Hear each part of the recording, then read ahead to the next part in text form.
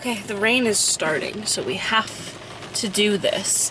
Welcome to a new vlog. Alright, what is up, guys? This is my third vlog for Escape the Readathon. The rain just started, and I feel like you can really hear it in the windshield, so we're gonna move a little. So this vlog, very well, may never see the light of day. I am leaving for a wedding, like, right now, and I don't know how much I'm gonna be able to vlog, but I've got some books. Not the me trying to do this fast, so instantly, like, losing the capabilities of speaking. Well, one, I've kind of been bopping around. I have an energy drink and I have a smoothie because I forgot to eat breakfast. And I had to stop at a Walgreens, and now I'm about to be on my way. So I'm listening, and I'm a whole 13 pages into Better Not Bitter, Living on Purpose in the Pursuit of Racial Justice by Yusef Salaam. He is part of the Exonerated 5, and I'm still just like in the introduction, and it seems really good. There's already so many good quotes too, like it's me a whole 13 pages in, but there are. As my mother always says, nobody leaves here alive. The wealthiest place on earth has never been Africa, where there is gold and diamonds, or the Middle East, where there's oil. The richest place on earth is the graveyard. It's the place where everyone's unfulfilled hopes, dreams, and aspirations have been laid to rest. My challenge to you is this: no matter what life has taken you through, try to live full and die empty. And then this one, like, it's just, the introduction's so good. The rain is really coming down. And okay, hopefully you can hear me over the rain. Maybe I'll just sit closer, because when I try to hold you away, it gets really, really dark. We often tend to lean on binaries that help move along our agendas, both in general or in the realm of social justice. We hear either about the looters or the peaceful protesters, never about the oppressive forces that led to such an outpouring of rage and grief being expressed in the streets, never about the work and progress accomplished as a result of the resistance. In order to mobilize for change, we must be able to connect the dots between a murder in Minneapolis and brutality in Biloxi, reading between redlining in Chicago and black homelessness rates in Los Angeles. And there's another side to those headlines. A more intimate perspective that is just as impactful in changing minds and hearts is the story of Breonna Taylor moving from Michigan to Kentucky for a better life. It's the story of George Floyd serving at-risk youth with the Bible study group in Houston. Knowing the collective narrative is important. Knowing the story of the individual is transformative. Okay, the rain is really coming down, so I'm gonna hurry up, so I'm gonna keep listening to this. I've also brought along Night House by Joe Nesbo, which I just realized translated from Norwegian, so that's great, trying to read more translated books, and Monstrilio, because I really, really want to read these. But I have a 3.5-hour drive ahead of me, so I'm gonna stop talking and start driving. Hopefully you can hear this clip. Okay, bye!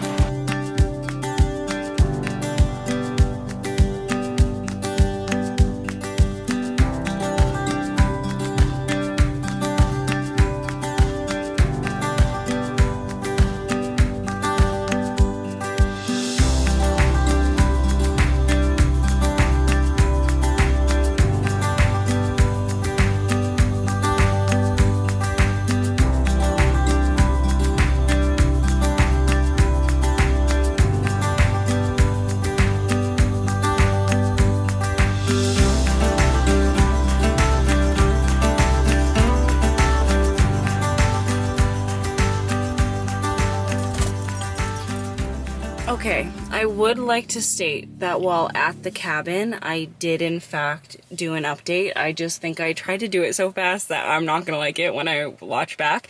And I'm still pretty much in the same spot of both of the books since then that we're just gonna redo it now. But so, Better Not Bitter, I made it 209 pages in on my drive up, or over, technically. I didn't go north, we went east. But I'm really enjoying this so far. There's kind of a lot of stuff about the jailing system that I didn't know. Like, he was a spiritual leader in there, and like, I didn't even know that jails did that, but that makes sense. It's really good so far. It's focusing a lot on religion as well, which is interesting for me because I wasn't raised with any sort of religion, so I always just think it's really intriguing to read people's perspectives when it comes to stuff like that, especially because he is so devout. But I'm really enjoying this so far. I'm gonna finish it when I continue my drive home. I've been on the road for about an hour, and I still have 2.5 hours left. and I only have 2 hours and 4 minutes left in this audiobook, so I'm gonna finish this up on my drive home, and I'll let you know what I think about it. And then just while we were in the cabin and hanging out the days before the wedding, I started The Night House by Joe Nesbo, and let's just say great first library book, because I don't think that I'm enjoying it, so it's a good thing I didn't purchase it. I'm about 125 pages in, and I just, like, one, it's not that scary. Like, Josh Malloran's blurb on the back is such a lie, because there hasn't been that much horror yet, and the little kid is just really kind of a shit. We're, like, following a 14-year-old, and he really truly sucks, and I don't mind an unlikable character, but I just, like, I'm not sure that this is for me. But I do have a few theories about how it's gonna end, and I'm reading it pretty fast, so I just I wanna know if I'm right, so I'm gonna continue it. But I did, like, ask in our Discord server if anyone was enjoying it or had enjoyed it, and the one person who had read it, she was like, it was 1 star, so I don't know, we'll see how it goes. Escape the readathon news. I was 12 minutes away from this wedding starting, and a team escaped. And it wasn't my team, but we still have time to lock them in the carnival and try to escape ourselves. So Lexi just threw so much more chaos at us, and it was so fun. And I was like, I don't even know how I'm gonna catch up on all of these updates once I'm out of this wedding, but I can't wait to see. I'm though gonna continue my drive, find something to eat, because the hangover is leaving my body, and I want a burger really bad. And I pulled off the highway because it had, like, one of the food signs, and usually all of that I feel like was within a couple miles of the exit. I just drove for like 7 minutes, and I didn't see, like, it's just a random country road. So I'm gonna find some food, and I'm gonna make my way home, and I'm gonna finish Better Not Bitter, and I will let you know what I think of both of these when I finish them. Also, once I finish both of these, they will be book 14 and 15 of this month, and I'm pretty sure between January and April I read 15 books, so that's insane. I just doubled what I've read in a year in this month. So Escape the Readathon, shout out to you. I really thought I was gonna flop at this, but it's turning out pretty good. Okay, I will see you all when I am back in my home in Rhode Island and less hungover. Hi, yes, I miss you too. I miss you too. Oh, yeah, get your bum out the camera. Yeah, I miss you too. Okay. Yes. I'm home. Hi, baby. Oh, yeah, I miss you too, baby. Oh, it's only a couple days. It's only a couple days. Yes, I miss you too, donkey. I know. Oh, miss it. Okay, can I talk? Wait. Do not pick up that rooster with the squeaker. The AC. First I didn't realize the AC was on. Then I didn't realize the TV was on. Okay, one more time. I finished Better Not Bitter by Yusuf Salam on my drive home. This was really, really good. It was really thought-provoking. I really enjoyed it. I don't often rate memoirs just because I feel like I don't want to judge you on how you decide to tell your story. That's your story. But if I did, I would give this 5 stars. I got a little teary-eyed a bit. It was really thought-provoking. There was a lot about the industrial jailing system that I did not know. There was so much about Islam that I didn't know. So that was really intriguing. And then twice, but once when I first drove up and was listening, he referred to the jailing system in America as a modern-day cotton farm. And I keep thinking about that. Like, I can't stop thinking about that, but this was really, really good. Okay, now, I'll talk to you soon because I have to go spend at least an hour, probably, detangling what has become of my girls from the wedding. So, hi, baby.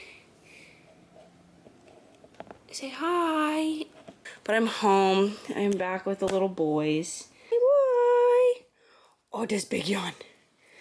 There's Big Yawn. What are you doing? What are you doing? You want your rooster now? I'm done talking. You want to get your rooster? Boop. Okay, one thing that I forgot to say that I should have, also in case you didn't notice, I did not detangle my hair because I was like, it's not that bad, so why not just wait until tomorrow when it's worse. Let me find this book. Okay, this book is the second book that I have read by Yusef Salaam, because he did Punching the Air with E.B. Zavoy, which I loved. I had read Pride before by E.B. Zavoy, and I absolutely adored that. So both of them together was just really, really great. But there one was a couple like reflective things where when he was a community leader, when he was in the youth prison, they let him paint a mural on the wall of their prayer room, which is what the character in Punching the Air does. I don't have that. I think I lent it to my roommate and never saw it again. That means it's somewhere in this house though. But there's like a little anecdote, well, not really an anecdote, it's a story of when he meets a professor once he's out of prison and going to college. And like when he first goes to go into the class, he's trying to like sneak in, and the teacher sees him and like says something, and it's this like whole like healing moment for him. But he's also like, and all of the students were just watching, and one of them was E.B. Zavoy. Like that's how they met. He ended up auditing the class, I think, and he took the class. That's so cool. That was just fun. But yeah, I really, really liked this. I also, like, I wasn't alive when the Central Park jogger case happened, so I just felt like I learned a lot about that as well. Okay, now I'm gonna go. Maybe I'm gonna read some of The Night House because I haven't hit my 100-page goal for the day yet. But also I am so tired, and the drive took an hour longer than it needed to because of Memorial Day traffic, even though it's Sunday and they should all still be having their little parties. This is what I was hoping to miss. So I think I might just go watch When They See Us, because I haven't seen it yet.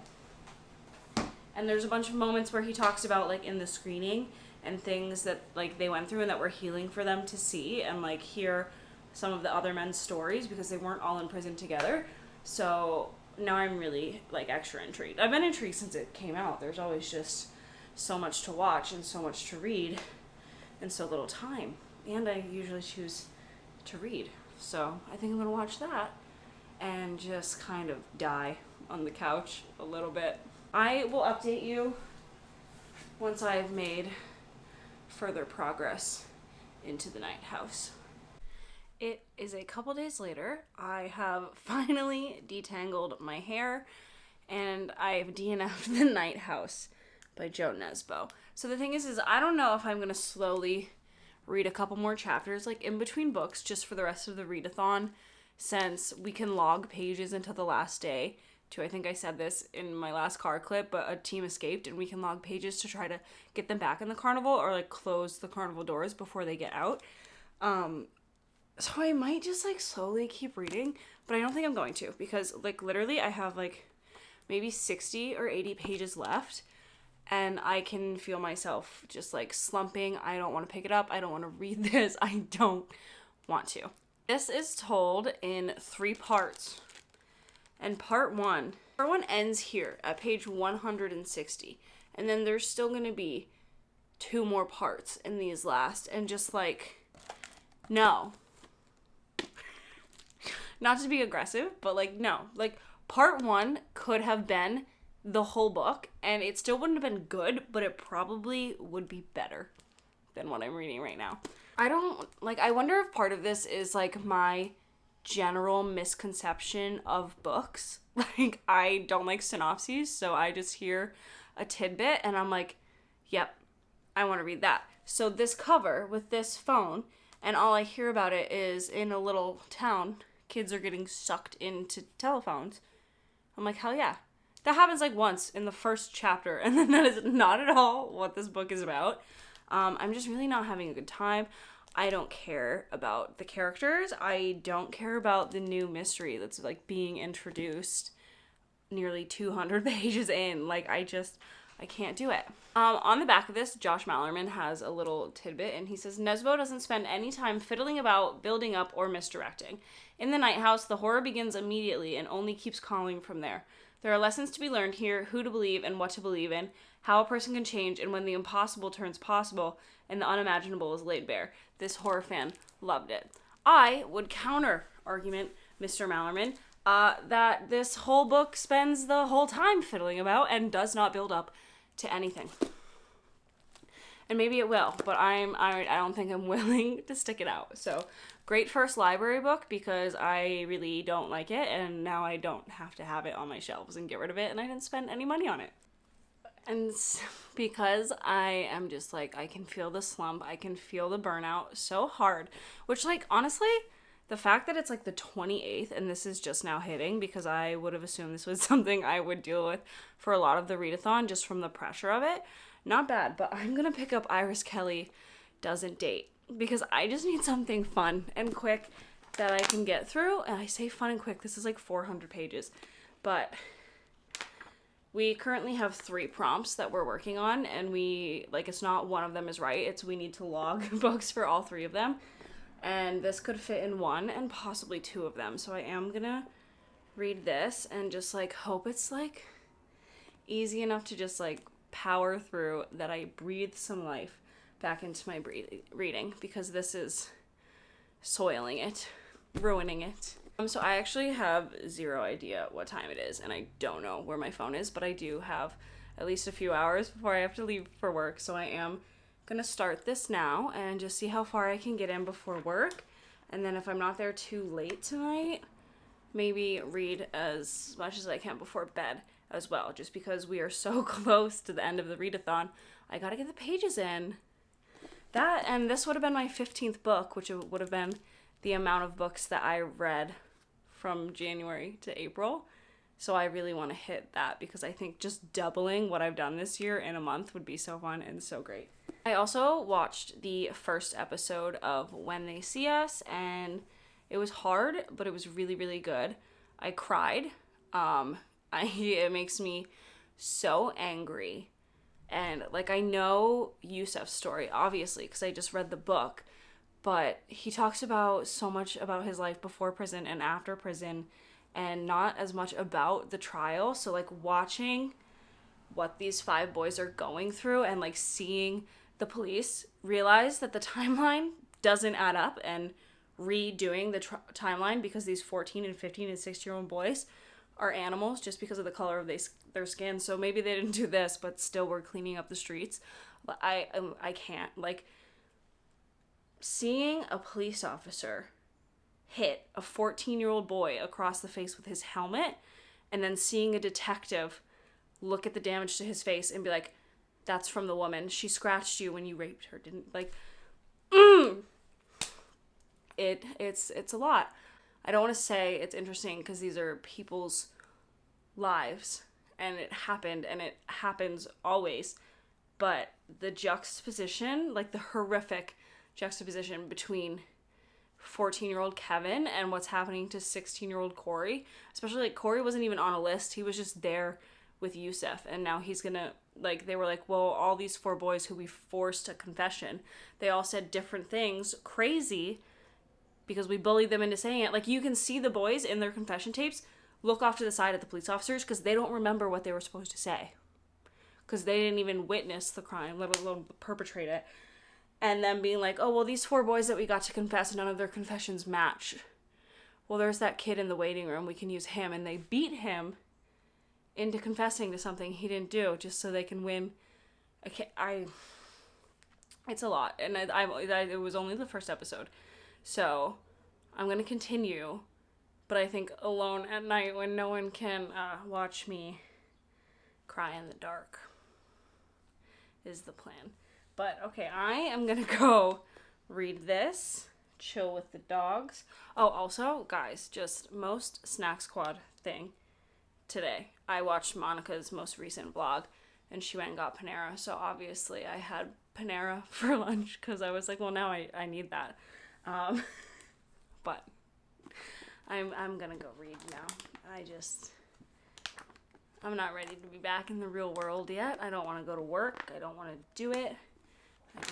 This is such a floppy paperback. This is nice. Okay, bye. I'll just keep gabbing, so I'm gonna go.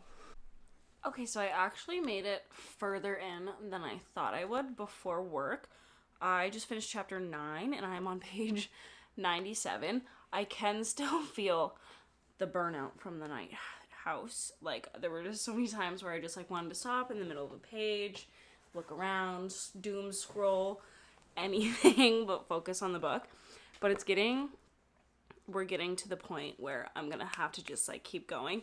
Basically, I've seen most of the synopsis so far in the first 97 pages. We're following Iris Kelly, who's the third from the Delilah Green series, and it's the last of the Delilah Green series.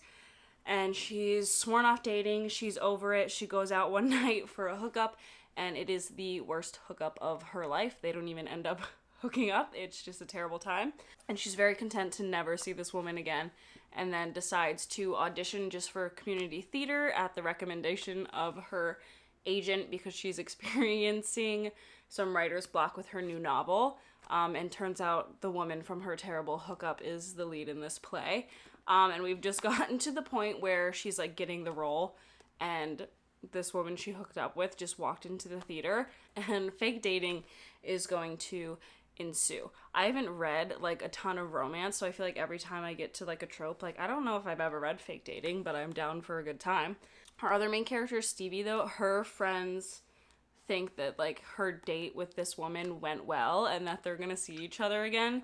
And so we just got to the part where Stevie sees Iris at the theater, and obviously now I have to go get ready for work and make sure I eat some before I go to work. So I'm probably not going to read anymore until I get home, which is annoying, but it's also exciting because I do want to pick this up and continue, which is not the reading experience I've had for the last few days. So hopefully this will pull me out of that. But I will update you when I'm a little further along or once I'm done. Okay, look, I know that I said I was going to update you when I was further into Iris Kelly Doesn't Date.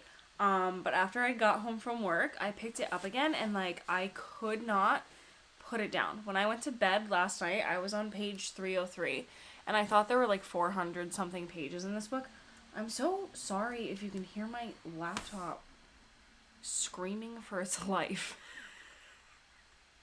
I thought there was like 400 pages. So it was like I was at page 303. I was like, girl, you've been reading all night. You're tired. You should go to bed. Oh, thank you for shutting up. So I put it down, and then I woke up this morning and I picked it up, and there's only 370 something pages, and I was like, I should have just kept reading. So I immediately picked it up this morning and I finished, and just like what a complete 180 from not wanting to touch the night house. But now I'm like, do I want to touch anything else? But before we get into that and all the options I have for my next read, let's talk about this. I think I'm going to give this 4 stars, I think. I think I gave Delilah Green 5. And I gave Astrid Parker, I think maybe 4. But maybe Astrid Parker should be a 3.5. And this is a 4. But it was really good. It was really cute. I don't think I was like I've read books where I'm like legitimately actually kicking my feet, and I wasn't doing that, but these two were both really, really cute. I really loved the anxiety rep in one of our main characters. It was really good, really cute. We can say that my first fake dating was successful. I just like a romance. They're just like something quick and easy for me to pick up when I feel slumpy. Like nothing is ever gonna surprise me. I'm never gonna be shocked when the third act conflict comes. I'm never gonna be shocked at what the third act conflict is because they're always building up to it. But this was really, really fun. And like I was in tech crew in high school, so I worked on a bunch of like plays and productions, and this is following a like redo of a queer Shakespeare production, so that was really fun. But overall, 4 stars, got me out of the hell that the night house put me in. Now I don't know what to read next. It's the 29th and I'm off all day today, and I only work tomorrow night, and then I am off on the 31st. So no matter what I start, I can finish it before the end of this readathon. I don't know. If it were any other month, I would say, girl, you just read 50 books. Fuck your page goal and take a couple of days off. But we are so close to the end of this readathon that I'm simply not going to take a couple days off. Like, I gotta read. I just genuinely haven't the foggiest what I want to pick up. I'm like having a crisis.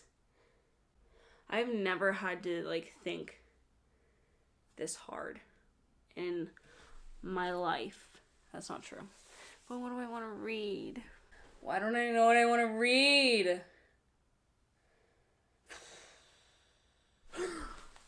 I know what I can do.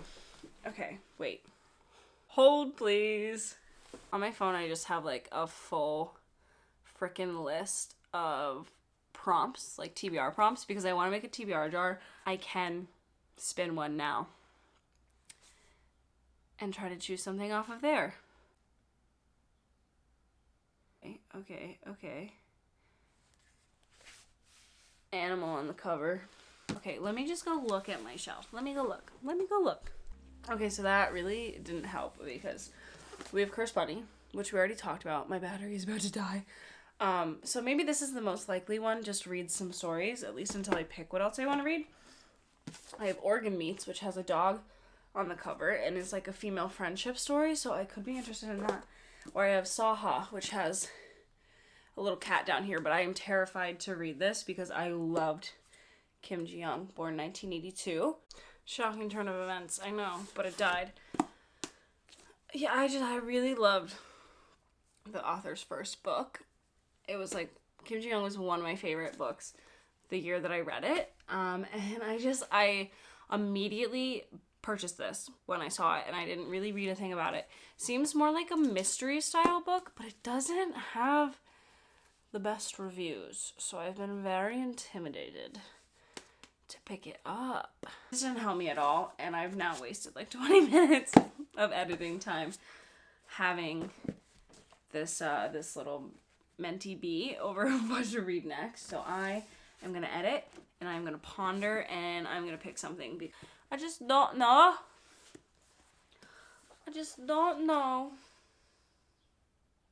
Okay, I'm gonna go. I can't keep thinking about this. Okay, can we just be like so ridiculously stupid cheesy for like 2 seconds and then I'll be done, I swear. But when I started this channel, it was mostly like because of my past head injury, and I don't remember any of the books I read, and I want to be able to remember reading my favorite books. And like, yeah, I want to interact with people about books, but like genuinely, and like I didn't think anyone was gonna want to interact with me. Which I know is like a stupid, ridiculous thing to say, but I am but a human, you know? The self-worth isn't always there. But when I got home from my cousin's wedding, I didn't know it happened because I had been away at this wedding. But I got my first comment on a video, and it was just so cute, and I'm still so excited. And I got like 5 whole subscribers, which like, maybe isn't like, why am I so excited? So, if you're watching, thanks. I don't know. I'm genuinely so surprised. Like, I don't think I ever imagined that anyone was ever going to click on a video, and that it was all just kind of going to exist for me. So, shout out to you for watching. Okay, I'm going to go to the gym and stop being sappy now because, nope. Okay, I am about to go into the gym, but I figured I would give you guys an update because it is the last day of Escape the Readathon. It is currently 5:51, and I live in Eastern Standard Time Zone, so it ends at midnight for me. Thank you so much for enduring my freaking crisis in the prior clip about what to read, because I did in fact do none of that, and I finished the book that I DNF'd. Because why not? Because I was so innately curious just about like how terribly it was gonna end, because like once part 3 ended and we hit part 2, I was like, what the is this man doing? Like, what is his game plan? And maybe it was a good thing that I finished it, because like instead of the 1 star that I predicted, it's a 2 star. But I really didn't like it. It really felt like the author had all of these ideas of what he wanted to do with this book, and then once he realized that all of the ideas didn't fit together, he was like, too bad, we're still doing it. You're getting all of them. So I'm not glad I finished it, but I would have wondered about it for at least another month and a half until I forgot all about this book. False advertising maybe, or maybe it is just me being like, it's about people getting sucked into a phone booth, because it happens like 1.5 times. And it does make sense as to why, but still like what? And then the tagline is like, when the voices call, don't answer. That doesn't even come up until like part 3, and I'm just like, dude, what are we doing? So this was not for me. If anyone has read this and enjoyed it, let me know why I'm wrong. Let me know. And since I did my little spinner wheel with all of my prompts for myself, I did in fact pick up a book with an animal on the cover. I had already read the first story in this like a month and a half ago, so I reread it again this morning, and I read the second story. I'm really liking it so far. It is gross. Like, so far, they were both gross. I have seen that in people's ratings on why they don't like this book. But I'm really enjoying it so far. Both of the stories that I've read so far are in this little flap, so I guess I will tell you about them. The first story is called The Head, and it's following a woman who's, like, being haunted by an embodiment of, like, her waist. Like, there is a head that's forming out of everything that's coming out of her body, and it's living in her toilet, and it's calling her mother. And that one I thought was really interesting. I mean, obviously the subject matter, it's gross, but I thought it was a very good commentary on kind of like the way people can treat the kids that they wanted versus the kids that came to them at an impromptu time when they weren't expecting them and didn't want them. I don't know if that was what I was supposed to get from the story, but that's what I pulled out of it. So, and then the second story I read was called The Embodiment, and this woman goes to like almost this dystopian-esque gynecologist because her period won't end, and so they give her birth control pills and they tell her to only take them for 3 months. But then after 3 months her period comes back, so she takes them for another 3 months, and then she's pregnant from the birth control pills. And that one was really interesting too. I think I would give the first one 5 stars, and the second maybe 3.5 or 4. The third one that I've only a couple pages into is the titular story, Cursed Bunny, and it just seems like it's going to be about an occult cursed object. I did download the audiobook so I can listen in the gym because it is the last day and everything counts. Am I going to log the 12 pages of middle game I did? Yes. Yes, I am. Because all is fair in love and books and war, because this is war. Okay, but I am gonna go to the gym because I'm already behind on doing that for today, and I'm behind on reading. I haven't tried an audiobook at the gym yet. I'm always like, you're not good at paying attention, but I did really good with all of like the Bunnicula books when I was shopping, so maybe I can do it. Maybe I can, and I'm gonna try. And then my roommates are all home, so I'll probably update you like at midnight when the readathon ends, and then we won't know anything until the 2nd. So I'm going to finish this vlog on the 2nd just so we can talk about how the readathon played out for everyone involved. Okay, that's all for now. This car is really sweaty. Bye. Alright, ignore how sweaty I am. I sat in the shade, but now I'm like in the shade. Okay, I'm done at the gym. I am so warm. I don't like my legs, so I wear long pants, and it's hot out today, so that's rough. I read 2 more stories. I read Cursed Bunny, which I had already told you about. That one was interesting. Revenge style story. Intriguing. I liked it. I would give that one a 4.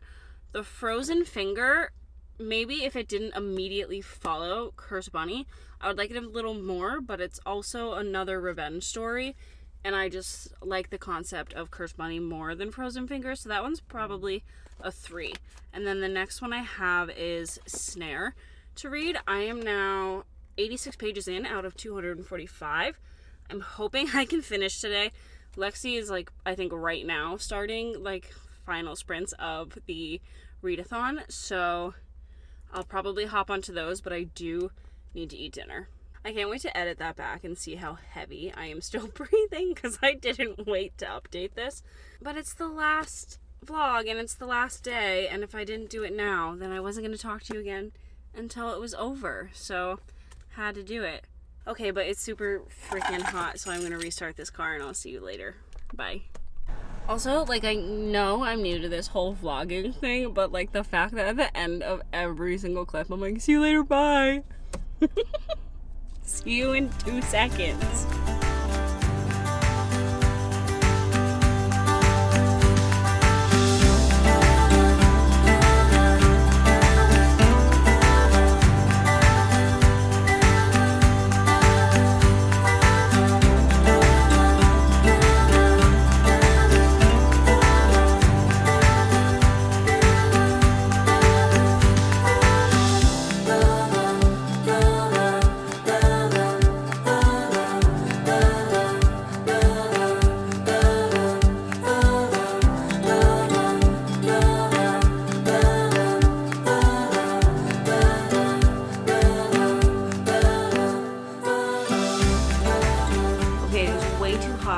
Sweatshirt, but my work shirt says where I work and I have to leave in like 10 minutes. It is June 1st and Escape the Readathon is over. As you saw in the B-roll, I finished Cursed Bunny with like 8 minutes to spare last night. So I probably could have finished it with 10 minutes to spare, but I had to get it set up for the shot of me finishing the last page and showing what time it was on my phone. But we did it.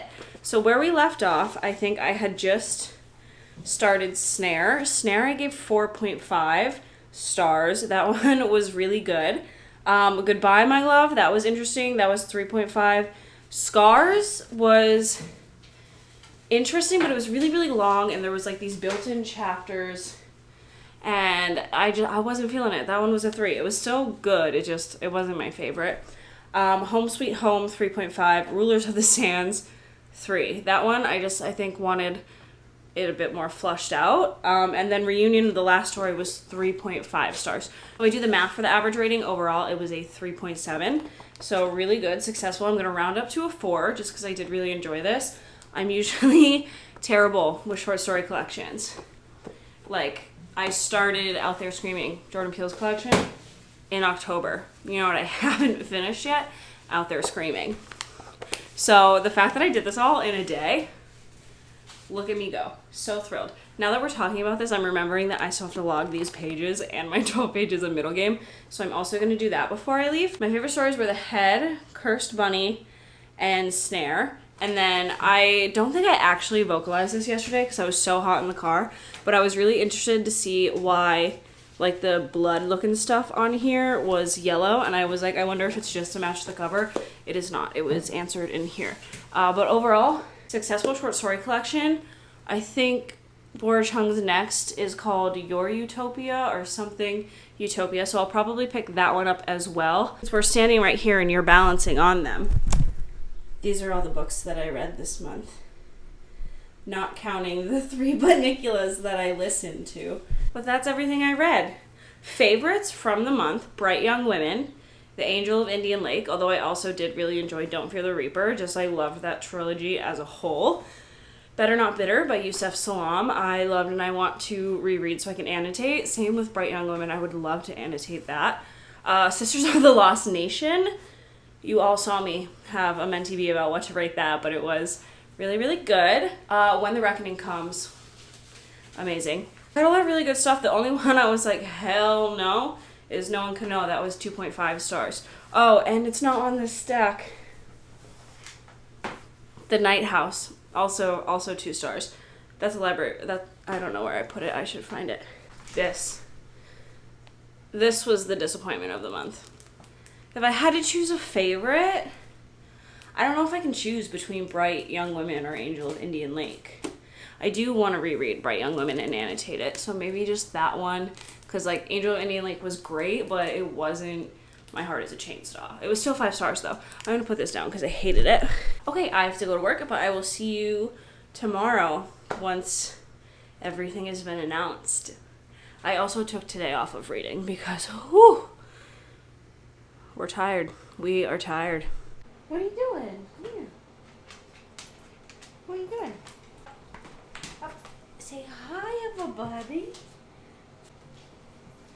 It's actually after June 2nd. It's June 3rd. Did you really have to start doing this right now? Here comes the other one. I got a lizard trying to escape the tank. I got this one with a ball. All right, real quick, because all the animals want to play, but it's the end of Escape the Readathon. My team came in 3rd place, which, like, I can't even be mad, as competitive as I am and how much I wanted to win. Like, just the fact that I doubled my reads for the year, it was a win. Would have loved to win, but I'm not that upset about it. Our team, though, let me find this little factoid. My team read 4,347 books and 141,360 pages throughout the month. And, like, that's just incredible. Me and, like, 15 to 20 of my other Snack Squadians have started our own Discord just to keep chatting with each other, motivating each other to read, talking about what we're reading. So it was just really a great experience overall. I'm so happy that I did it. Like, 17 books. Who am I? Who is she? Certainly not going to happen this month because I was feeling it. It's the 3rd. I haven't picked up anything. I'm about to start my first book of the month, but just a great time. This will probably be up before my wrap up, so that should be coming shortly with everything I read in the month. But thank you all so much for watching, and I will see you soon with another video. Bye! So I don't know if anyone can actually hear him, but when I say the lizard's trying to escape, this is what he's doing. His name is Smalls, but I call him Schofield because he's always trying to prison break. Also, I apologize if you're afraid of lizards, but now you can see how stupid he is. Do you still need to be? Why are you just standing like that? Today we are role-playing as human.